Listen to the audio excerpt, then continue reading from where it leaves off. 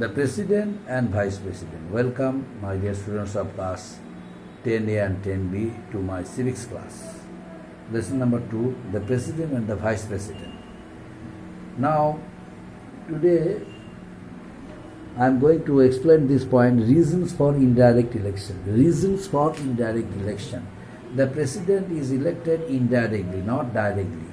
Now why? Because the President is the nominal head of the country. And who is the real head of the country? The Prime Minister is the real head of the country. Why?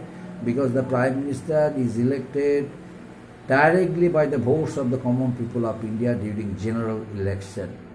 But the President is elected through electoral college by the votes of the members of both the two houses of parliament and the members of the Legislative Council and Union Territory of India. That's why the process of indirect election is held in our country. Now, why is this system? Because the President is the nominal head and Prime Minister is the real head. So all powers are vested for the Prime Minister. Prime Minister is supposed to pass laws in consultation with the other ministers, in consultation with the President of India. The Prime Minister can direct. The Prime Minister can control the entire debates and discussion in the Lok Sabha, and under his inspiration, under his instruction, the other Council of Ministers can answer all the questions raised by the members of different parties in the House of Parliament in front of the Speaker. So the role of Prime Minister is very important. Both the two, both the two heads, real head and nominal head, are elected for a term of 5 years. The President is elected for a term of 5 years. At the same time, the Prime Minister also is elected for a term of 5 years. But Prime Minister is elected directly by the votes of the people, and the President is elected indirectly by the votes of only the members of the two houses of parliament and the members of the Legislative Council and Union Territories, but not directly by the votes of the common people of India. But if the President would be elected directly by the votes of the common people during joint general election, the President might become a contestant of the Prime Minister. That means there was a tussle between the Prime Minister. There was a tussle of works between the Prime Minister and the President of India. In order to avoid tussle, in order to avoid tug of war, tussle between the works of Prime Minister and the President of India, there was a system of election for the President of India is indirect. And second one, membership of the President is elected through an electoral college, and in India, the electoral college consists of elected members of the two houses of parliament. Such electoral college would make the President and the elected representative of the whole nation, with a clear voice given to the states as well, that the President is the nominal head of the country, and the President is supposed to consult each and every point with the Prime Minister, and Prime Minister also is supposed to consult the President as well. So each and every decision is taken in consultation with each other. But in the case of Prime Minister, the Prime Minister is not supposed to consult the President, but the President. The President is supposed to consult the Prime Minister. Why? Suppose one minister is unable to perform his duties and Prime Minister decided to dismiss him. In that case, before removal, the Prime Minister may suggest the President to dismiss him. before dismissing him, the president consults the prime minister. Before appointing any judge of the High Court or the Supreme Court, the president consults the prime minister. That's why, in consultation with each other, these works are done. But consulting prime minister from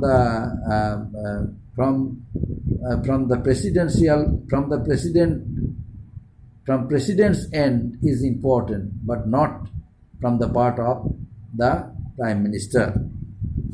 Now, oath of office. Another point, that is oath of office. Oath of office.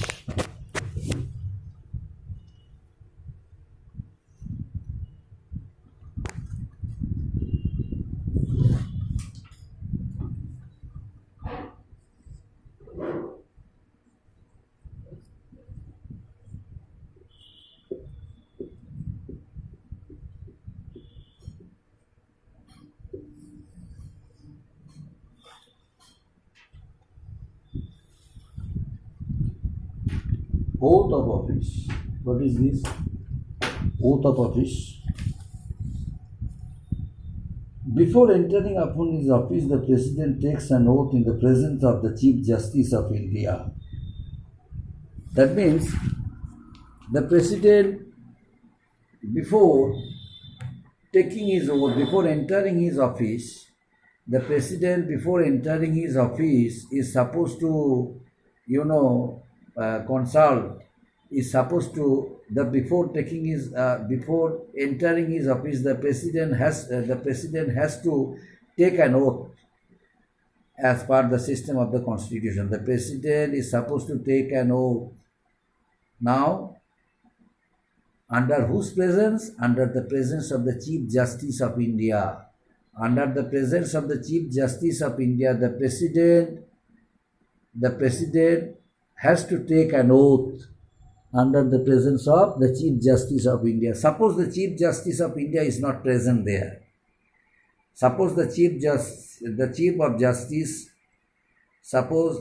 Justice of India has gone anywhere for an urgent piece of work, or he is not available in his office, or he has been suffering from severe disease. In that case, the top senior most judge will be allowed to be present there, and in presence of him, the president will take his oath before entering his office as the President of India. So it is the system of the Constitution of India, according to which the president takes his oath. And next one, that is another thing, that is the term of office. Take an oath, and the discharge function of the president: preserve, protect, and defend the Constitution.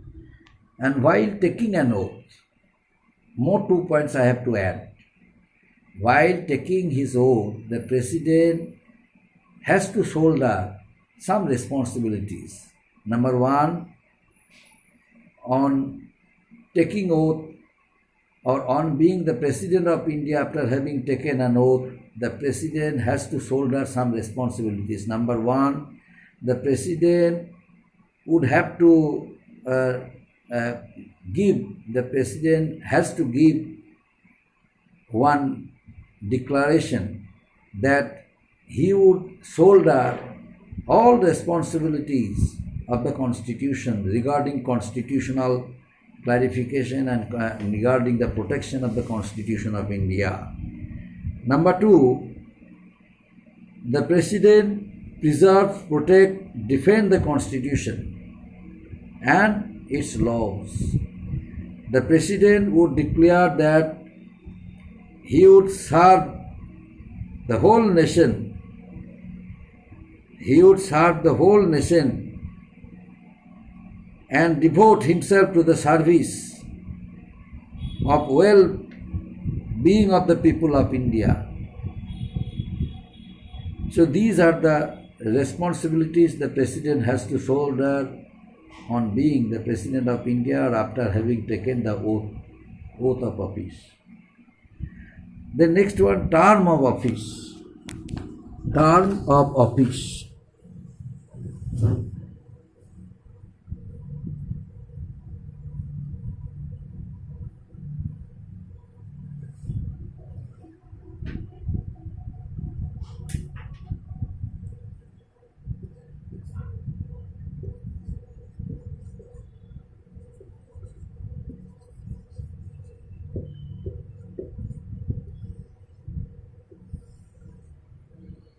Term of office. Next point, term of office. The President has a term of 5 years to be the President in his office. The President has the term of about 5 years to be the President of India. After the expiry of his term, the President can be re-elected, but it is depending on which? It is depending on the ground of his popularity he gains while being the President of India during 5 years. The acceptance as a President of India twice, depending on the circumstances leading to the growth and development of the country under his active role in various problems as a President of India, and the popularity he gains during the duration of his period as a President, and relationship with all the people of India, including the political parties of India. So in that case, the President can be re-elected for next 5 years more.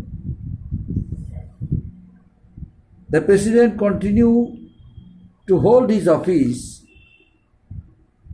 after expiry of his term. The President can continue his office until a new president is elected. A new president is elected as the President of India. Until a new president is being elected, the President can continue or can hold his office. And next one, the vacation of office. The vacation of office.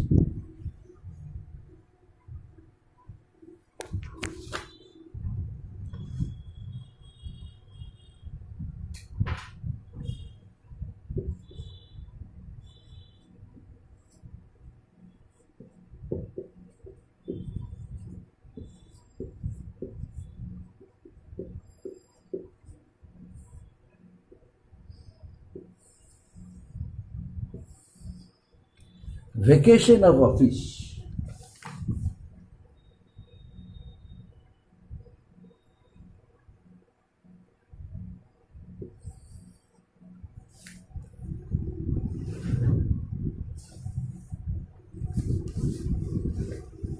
Now what is vacation of office? The President, while holding his office, if he wishes, if he consider it to be important for him to resign his office as the President of India due to deterioration of health or due to other causes, the President can resign. In that case, the President has to submit his resignation letter to the Vice President of India. Whenever a President would face any kind of problems, any kind of dissatisfaction in making anticipation with some political parties, whenever a president would feel any discomfort in shouldering his duties and responsibilities and would like to resign, he has to submit his resignation letter to the office of the Vice President, and Vice President is supposed to hand over the resignation letter to the Speaker of India. So it is the system of accepting the resignation letter from the President of India by the Vice President and submission it for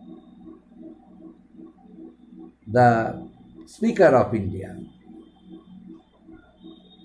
By this way, the President can vacate his office. The President may, for the violation of the Constitution, be removed from the office by the process of impeachment. Another point, how can the President vacate his office? First one, the President can himself resign from his post due to some inconveniences, some problems, due to health deterioration. And another point by which the President vacates his office, that is bringing the charge of misgovernance, bringing the charge of impeachment against the President. Suppose the President violates the Constitution of India. The President failed to maintain the system of the Constitution. The President failed to protect the Constitution of India. In that case, the President is supposed to be removed from his office. How?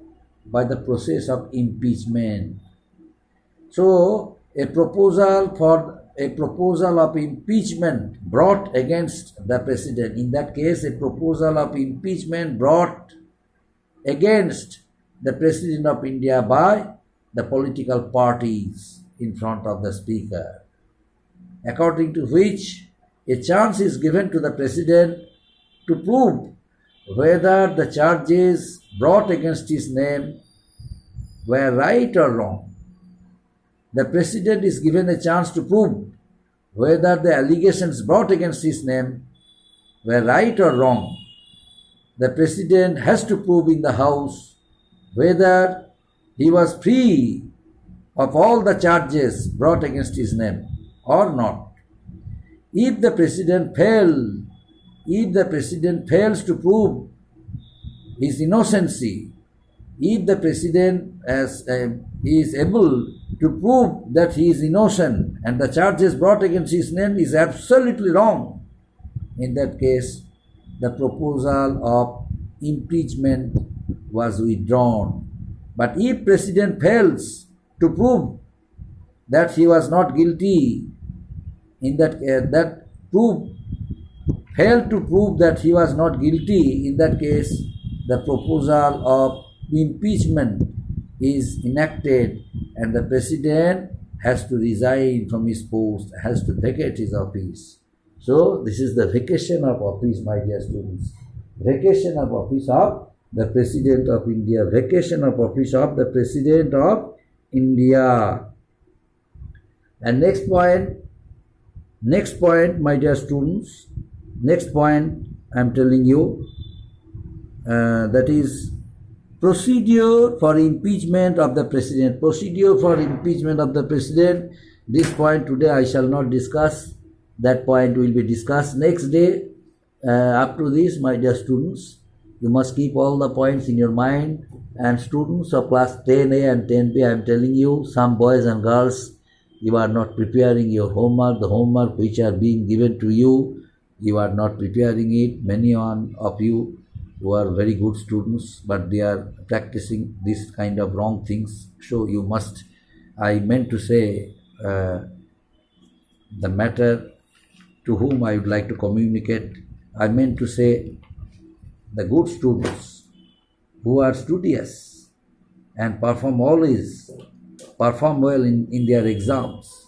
I would like to suggest them.